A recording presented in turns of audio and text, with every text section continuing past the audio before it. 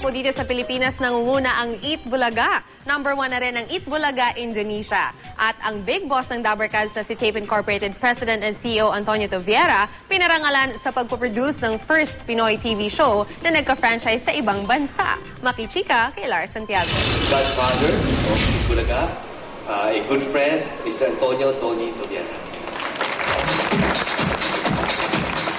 Masigabong palakpakan ang ibinigay kay Tape Incorporated President and CEO Antonio Toviera nang tanggapin niya ang parangal para sa pagpuproduce ng kauna-unahang Filipino TV show na nagkaroon ng franchise sa ibang bansa, ang Eat Bulaga Indonesia.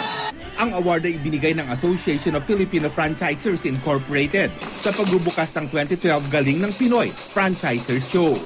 Kasama ni Toviera sa pagtanggap ng award si Tape Incorporated Executive Vice President and COO Maluchawa Fagar. Marami ang nagtanong kay Toviera kung paano nila nagawang mag-franchise ng TV program sa Indonesia. Sabi ko hindi. Ang nangyari talaga ay may tumawag sa amin at ang tinatanong kung pwede raw kaming umupo dahil interesado raw yung Indonesia. So nagpunta sila rito at pagkatapos, umupo kami at pinag-usapan namin. Nagbigay rin ng magandang balita si Toviera tungkol sa Eat Bulaga, Indonesia. Right now, yung Eat Bulaga Indonesia is number 1 already in Indonesia. Pati yung kanyang prime time show ng SCTV sa Indonesia ay tinalo na nung Eat Bulaga Indonesia.